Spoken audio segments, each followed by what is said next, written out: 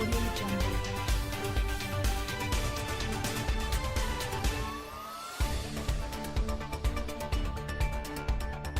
Sky News Australia. Alan Jones attacked Meghan Markle and Prince Harry for their New York trip. While speaking on his show, he said the pair were insufferable and should not be preaching to the public. Meghan and Harry have received both praise and criticism for their trip to New York and the work they did while there. Mr. Jones said, "Here we are again. Whenever Meghan Markle and Prince Harry are due to speak, they should give us fair warning. That way we can throw on the eye mask and put in the earplugs. These two are truly insufferable." Mr. Jones attacked the pair for the trip and their ability to meet powerful individuals. He said, "On what basis are these two non-working members of the royal family meeting any politician or world leaders?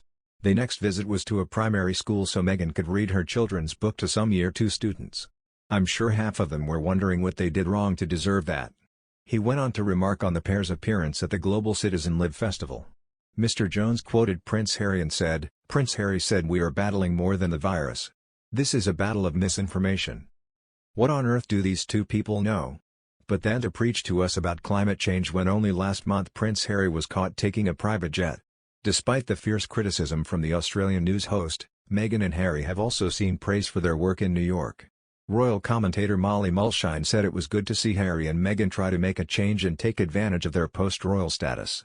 Speaking on the Royally Us podcast, host Molly Mulshine said, "They've been banging this drum for a while, and one thing that I personally really appreciated about this speech is that they specifically called out pharmaceutical companies and they specifically explained what the issues are behind people who are unable to access the vaccines all around the world. I think that's something they couldn't have done if they were still royals because it would be seen as political and controversial.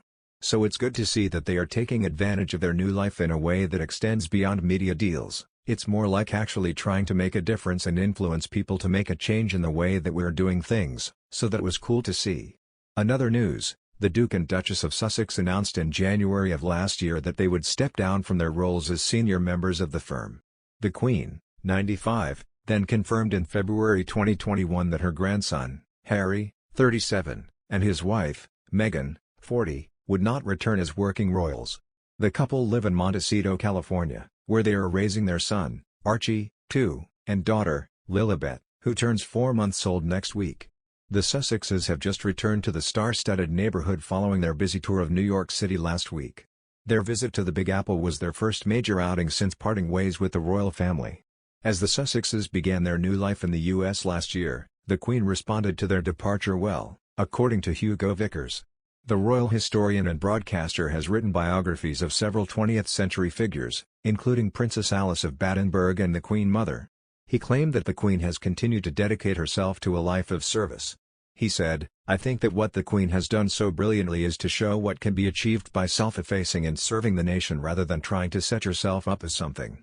Because the Queen is very modest as a person, and she also, I'd love to know when, decided that it was better to say nothing than to say something. We all feel we have to say things, but people should keep quiet much of the time. It's very effective. We don't know what the Queen thinks and she's brilliant. If she doesn't want to answer a difficult question, she just smiles angelically and moves on." During her historic reign, which is set to reach 70 years next year, the Queen has been praised for her deft handling of various royal crises. Britain's longest ruling monarch is often said to adopt the mantra of never complain, never explain. Speaking about the Queen's Platinum Jubilee next year, Mr. Vickers said, "I think we actually are quite lucky to live in this reign. I think people will have a chance to look back on that and how fantastic it's been. The fact is that the Queen has been a wonderfully calm influence in the middle of it all, a steady hand on the tiller."